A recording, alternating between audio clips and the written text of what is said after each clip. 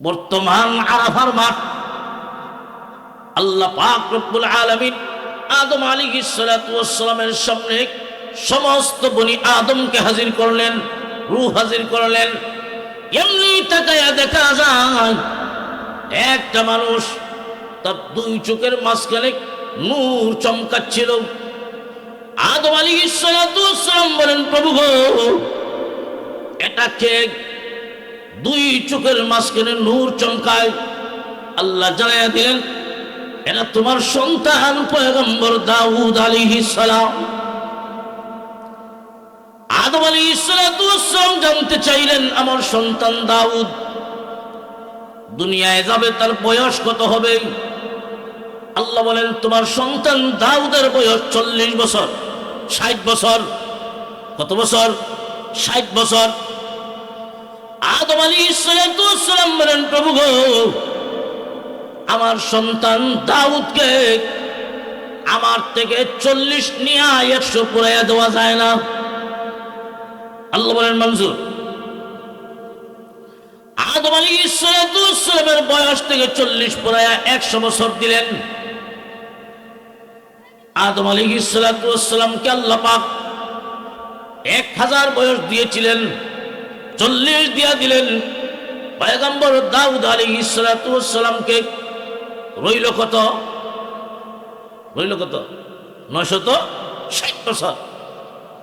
আদম আলাইহিস সালামের 960 বছর বয়সে আজরাইল হাজির। কত বছর বয়সে? 960। আদম আলাইহিস সালাম বলেন, ও ভাই আজরাইল, আমার তো এখনো সময় হয় নাই, আরো 40 বাকি আছে। কত? আজরাইল ফেরেশতা বলেন, ও আদম নবী, আপনার 40 ছিল কথা ঠিক, আপনি তো ওই রূহ জগতে সন্তান দাউদকে দিয়া দিছেন। আদম আলাইহিস সালাম বলেন, না, আমি তো দেই নাই, আমার তো মনে নাই, স্মরণ নাই। আল্লাহর নবী এই কথাটা সাহাবীদেরকে বলতেছেন, আর নবীজি মুস্কি হাসতেছেন।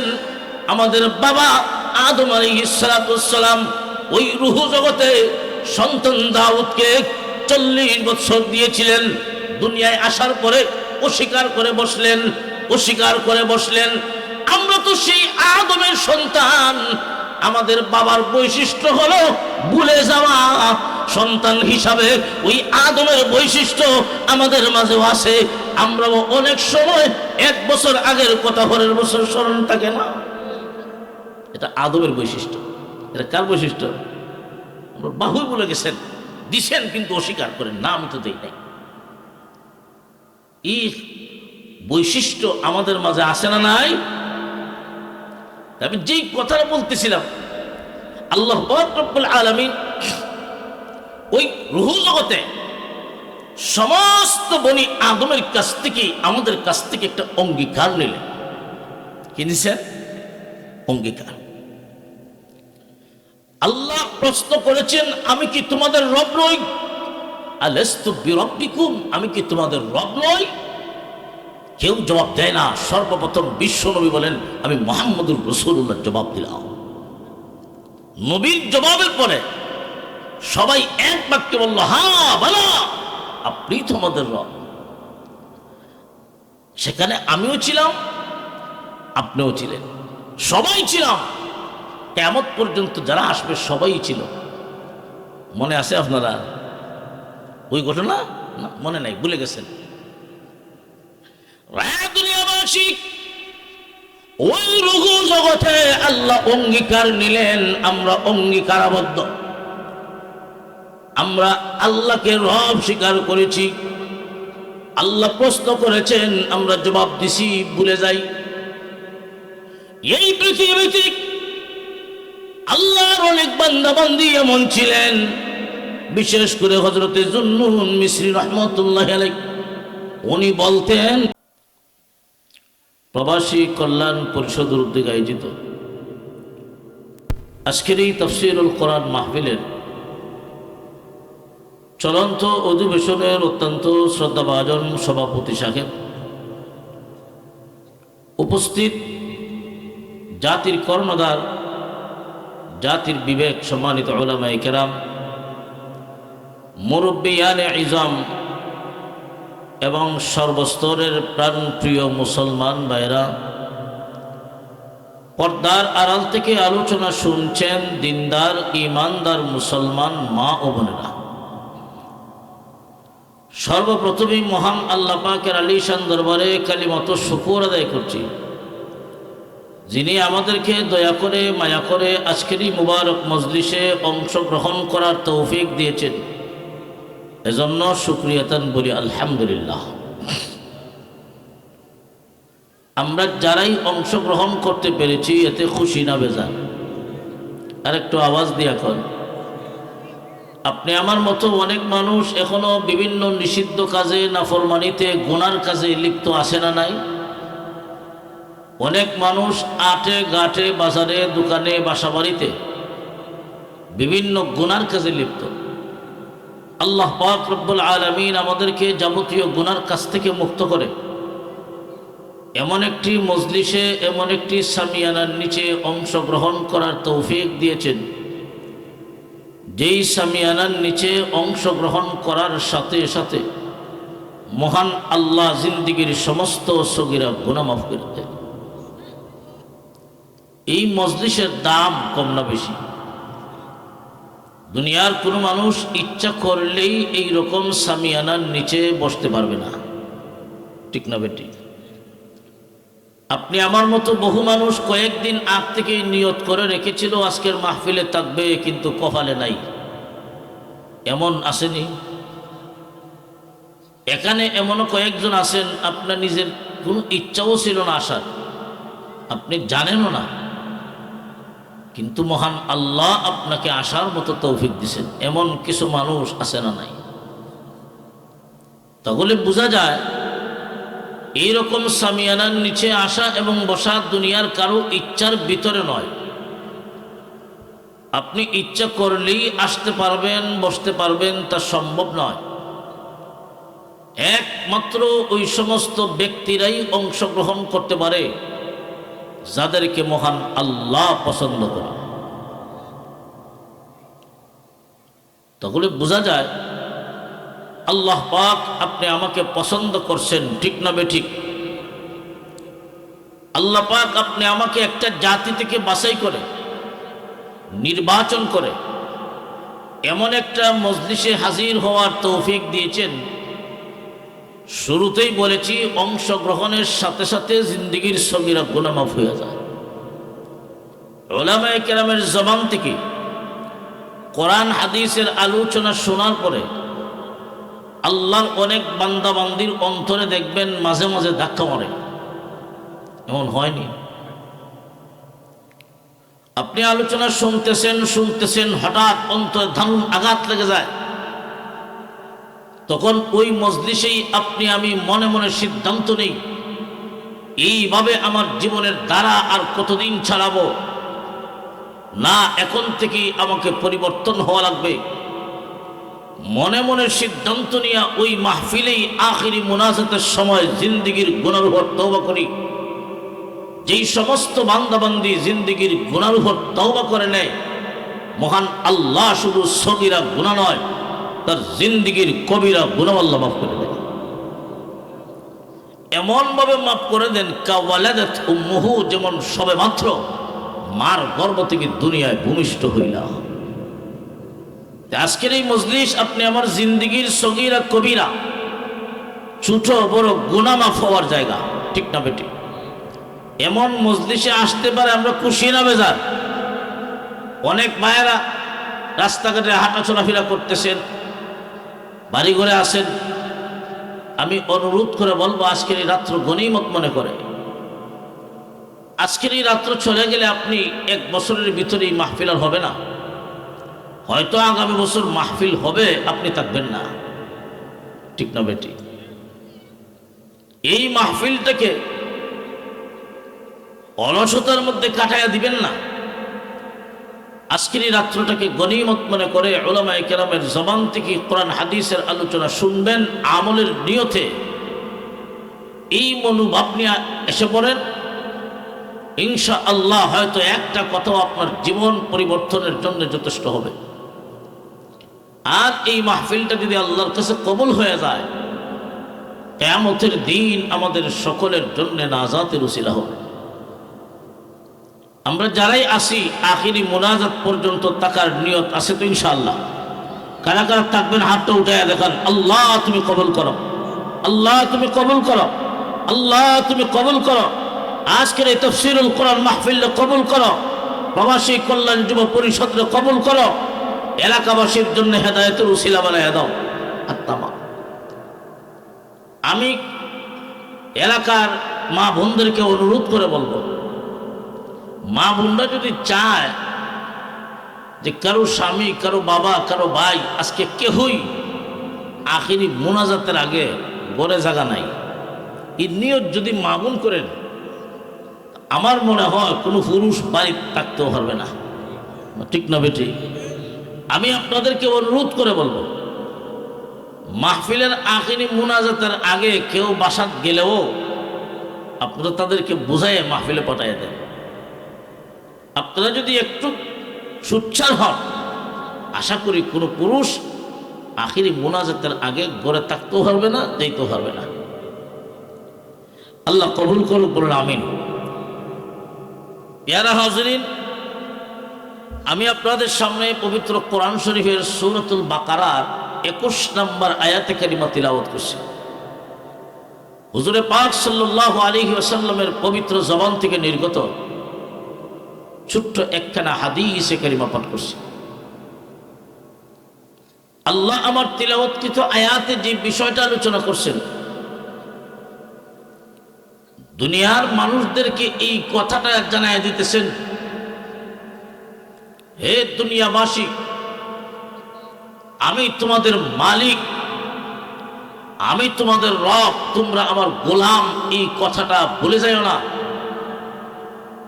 আমি আল্লাহ তোমাদেরকে বানাইলাম, তোমাদের পূর্বপুরুষ যারা আছে তাদেরকেও বানাইলাম। সুতরাং আমাকে না বলে, যেহেতু আমি তোমাদের মালিক, তোমরা আমার গোলাম, তোমাদের দায়িত্ব হলো যতদিন পৃথিবীতে থাকবা মালিককে চিনিয়া মালিকের গোলামি করা তোমাদের দায়িত্ব। আল্লাহ হলেন খালিক, আমরা হলাম মাখলুক। আল্লাহ হলেন সৃষ্টিকর্তা, আমরা হলাম সৃষ্টজীব।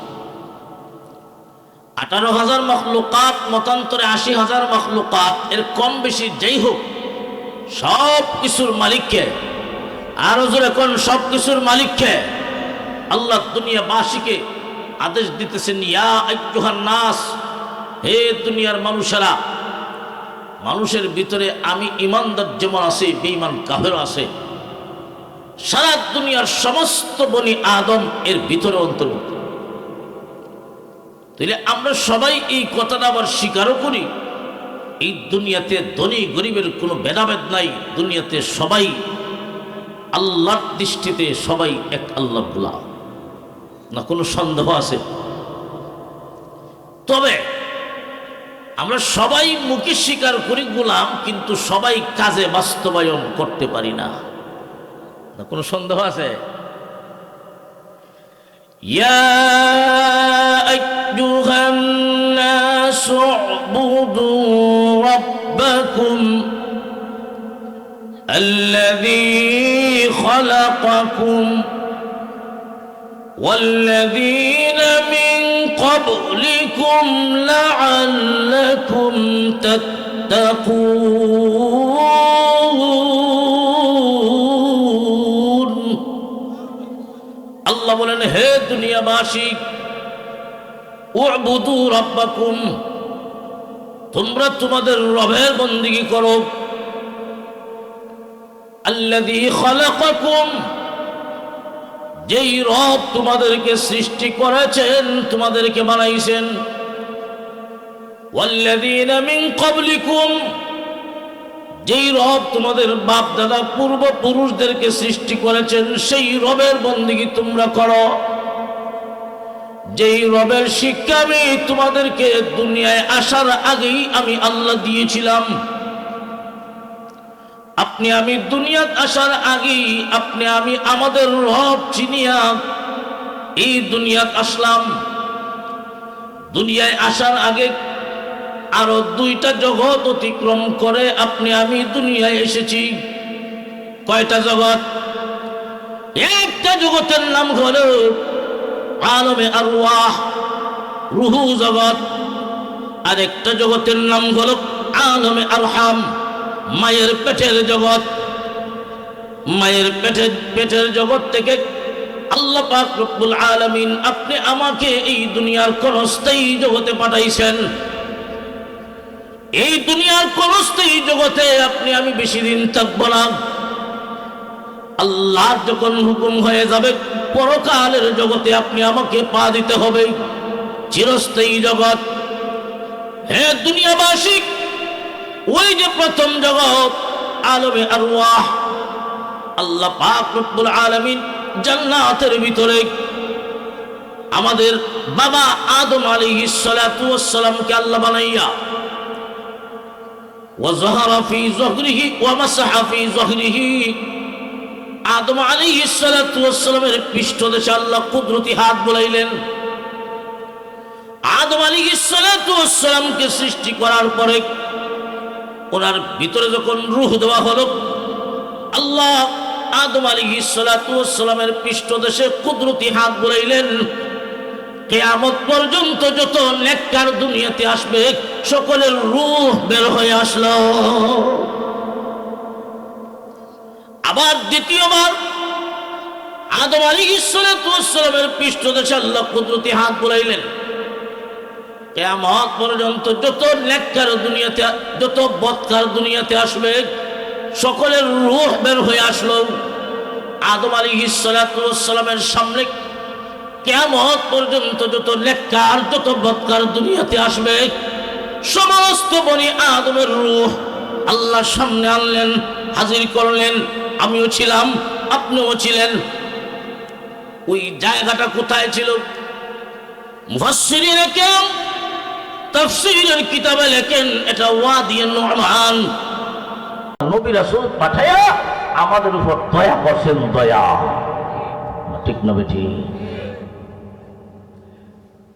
তাহলে যে কথাটা বলতেছিলাম, আল্লাহ দুনিয়ার মানুষদেরকে ওই কথাটা স্মরণ করে দিতেছেন, হে দুনিয়াবাসী, আমি আল্লাহ তোমাদের রব, তোমাদের মালিক, তোমরা আমার গোলাম।